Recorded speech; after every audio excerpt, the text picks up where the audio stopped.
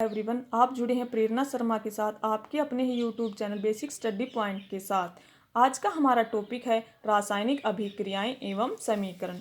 हम पढ़ते हैं रासायनिक अभिक्रियाएं। क्या होती हैं रासायनिक अभिक्रियाएं? किसी पदार्थ में रासायनिक परिवर्तन को ही हम क्या कहते हैं? रासायनिक अभिक्रियाएं। हमें कब पता चलेगा कि ये रासायनिक अभिक्रिया है या नहीं? जब किसी पदार्थ में प्रोसेस हो तो उसके रंग में परिवर्तन आ जाए या उसकी अवस्था में परिवर्तन आ जाए या उसका टेम्परेचर चेंज हो जाए, इसमें भी ये चेंजमेंट दिखे तो हम कहेंगे हमारी रासायनिक अभिक्रिया हुई। अब ये रासायनिक अभिक्रिया को व्यक्त करने के लिए, उसको संक्षिप्त रूप में लिखने के लिए हम कुछ प्रतीकों की सहायता से एक जर्नल फॉर्म में, शॉर्ट फॉर्म में लिखते हैं। उसको ही हम क्या कहते हैं? रासायनिक समीकरण। रासायनिक अभिक्रिया को पदार्थों के प्रतीकों या सूत्रों की सहायता से लिखना ही हमारे पास क्या कहलाता है? रासायनिक समीकरण। फॉर एग्जाम्पल, जैसे हमने लिया मैग्नीशियम। मैग्नीशियम का प्रतीक क्या होता है? Mg plus oxygen. ऑक्सीजन का प्रतीक क्या लिया है? वो होता है O2। एरो यानी अभिक्रिया होने के बाद हमें क्या प्राप्त हुआ? MgO, magnesium oxide. तो ये इसकी स्टैंडर्ड फॉर्म हो गई, या कुछ इसके प्रतीक हो गए जो पूरी प्रोसेस को एक शॉर्ट फॉर्म में डिनोट करता है। अब हमारे पास आता है कि रासायनिक सभी अभिक्रिया में जो लेफ्ट हैंड साइड होता है उसे हम कहते हैं अभिकारक, और जो राइट हैंड साइड होता है उसे हम कहते हैं उत्पाद। तो अभिकारक की डेफिनेशन क्या देंगे हम? जो पदार्थ रासायनिक अभिक्रिया में भाग लेते हैं उनको क्या कहते हैं हम? अभिकारक। तो हमारे इस इक्वेशन में अभिकारक क्या होंगे हमारे पास? मैग्नीशियम और ऑक्सीजन। अब रासायनिक अभिक्रिया में दो या दो से अधिक अभिकारक हो सकते हैं। उनको कनेक्ट करने के लिए, उसको जोड़ने के लिए हमेशा किसका यूज करते हैं? प्लस साइन का। और उसके बाद जो हमारी रासायनिक अभिक्रिया हुई उसको रिप्रेजेंट करने के लिए हम क्या डिनोट लेते हैं? एक एरो। और हमेशा एरो का साइड उत्पाद की तरफ होगा। जो हमें रासायनिक अभिक्रिया होने के बाद जो भी तत्व मिलता है, जो भी नए पदार्थ मिलते हैं, उसको हम क्या कहेंगे? उत्पाद। तो हमारे पास उत्पाद की डेफिनेशन क्या हो जाएगी? रासायनिक अभिक्रिया में के दौरान बने हुए नए पदार्थ को ही हम क्या कहेंगे? उत्पाद। हमने मैग्नीशियम प्लस ऑक्सीजन की क्रिया करवाई तो हमें क्या मिला? Magnesium oxide. तो इस समीकरण में हमारे पास राइट हैंड साइड वाले में जो भी एलिमेंट प्राप्त हुआ उसको हम क्या कहेंगे? Magnesium oxide. तो ये हो गए हमारे अभिकारक और ये हो गया हमारा उत्पाद। अब आता है हमारे पास समीकरण। समीकरण हमारे पास दो प्रकार की होती हैं, संतुलित समीकरण और असंतुलित समीकरण।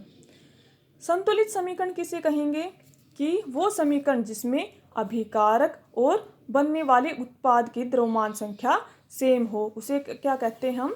संतुलित समीकरण। और असंतुलित समीकरण, जिस समीकरण में अभिकारक और बनने वाले उत्पाद की द्रव्यमान संख्या डिफरेंट हो, उसे हम कहेंगे असंतुलित समीकरण, या उसे हम कंकाली समीकरण भी कहते हैं। फॉर एग्जाम्पल, हमने लिया फेरस आयरन प्लस वाटर। ये हमारे पास आयरन का प्रतीक है और ये वाटर को डिनोट करता है H2O। एरो कि हमारे पास क्या अभिक्रिया हुई? Fe3O4, ferrous ferric oxide plus hydrogen. तो हमें ये हमारे पास क्या हो गए? अभिकारक। और अभिक्रिया होने के बाद ये हमें क्या मिला? उत्पाद, फेरस फोरिक ऑक्साइड। अब ये हमारे पास क्या है? ये एक हमारे पास कंकाली समीकरण है, अनबैलेंस रिएक्शन है। कैसे पता चला कि इनकी द्रव्यमान संख्या डिफरेंट है? हम देखेंगे कि उत्पाद की साइड, राइट हैंड साइड में हमारे पास आयरन के कितने एलिमेंट तत्व हैं? 3, और ऑक्सीजन के 4। और इस लेफ्ट हैंड साइड में यानी कि अभिकारक की ओर हमारे पास आयरन के कितने पदार्थ प्रेजेंट हैं? 1। तो यानी अनबैलेंस है। इसको बैलेंस करना कैसे करेंगे हम? कि इन उत्पाद की साइड देखेंगे कि आयरन के कितने तत्व हैं? 3, ऑक्सीजन के 4। तो अभिकारक की को हम 3 से मल्टीप्लाई करवाएंगे और फिर देखेंगे कि ऑक्सीजन के कितने तत्व हैं? 4। इस साइड अभिकारक राइट हैंड साइड में हमारे पास कितना था? 1। तो इसको बैलेंस करने के लिए क्या किया हमने? अभिकारक को 4 से मल्टीप्लाई करवाया तो हमारे पास अब ये बैलेंस हो गया। लेकिन क्या हुआ कि 4 से मल्टीप्लाई, इस साइड 4 से मल्टीप्लाई कराने के बाद हाइड्रोजन के कितने तत्व हो गए? 4 दूनी 8। तो हमें राइट हैंड साइड में भी 4 से मल्टीप्लाई कराना होगा। किसको? हाइड्रोजन को। अब क्या कितने एलिमेंट हो गए, कितने तत्व हो गए हाइड्रोजन के? 8। तो इस प्रकार हमने ये क्या किया, समीकरण को बैलेंस किया है। इस मेथड को क्या कहते हैं? Hit and trial method. ठीक है। नेक्स्ट में हम क्या करते हैं कि जो हम रासायनिक समीकरण लिखते हैं उसमें कुछ स्टैंडर्ड वैल्यू लिखते हैं, क्योंकि हमने ये प्रोडक्ट जो लिए हैं, जो पदार्थ लिए हैं, वो किस फॉर्म में हमने लिए हैं। जैसे हम ले रहे हैं CO प्लस H2, तो हमने जो CO ली है, कार्बन ऑक्साइड ली है, वो क्या ली है हमने? गैस। तो गैस को रिप्रेजेंट क्या करेगा? Small g। इसी टाइप से लिक्विड को क्या रिप्रेजेंट करेगा? Small l। और एक्वस क्या रिप्रेजेंट करेगा? जलीय विलयन की वो उस सॉल्यूशन में वाटर प्रेजेंट है। और स्मॉल s क्या रिप्रेजेंट करता है? हमारा ठोस की स्टेट, यानी कि ठोस अवस्था को रिप्रेजेंट करता है। जो भी हम रासायनिक अभिक्रिया में टेम्परेचर, प्रेशर और कोई भी कैटालिस्ट उत्प्रेरक यूज करते हैं, वो हमेशा इस एरो के ऊपर या नीचे डिनोट किया जाता है।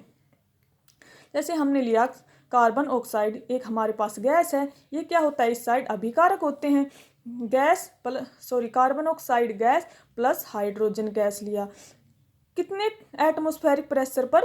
340 एटमॉस्फेरिक प्रेशर। ATM हमारे पास क्या होता है? एटमॉस्फेरिक प्रेशर की यूनिट। तो हमें क्या प्रोडक्ट मिलता है? CH3OH। ये किस फॉर्म में मिला हमें? लिक्विड स्टेट के अंदर मिला। तो ये क्या होती है? हमारी जर्नल फॉर्म होती है एक समीकरण को लिखने की। ठीक है। तो आपको आई होप ये सेशन समझ में आया होगा। नेक्स्ट क्लास में हम पढ़ेंगे रासायनिक अभिक्रियाओं के कुछ टाइप, जैसे संयोजन अभिक्रिया, वियोजन अभिक्रिया, अपचयन अभिक्रिया, उपचयन अभिक्रिया, अपघटन विघटन अभिक्रिया। अगर आपको ये क्लास अच्छी लगी हुई हो तो हमारे चैनल को सब्सक्राइब करें, लाइक करें, और जो भी आपके क्वेश्चन हो इस टॉपिक से रिलेटेड वो आप कमेंट सेक्शन में पूछ सकते हैं। Thank you class, thank you everyone.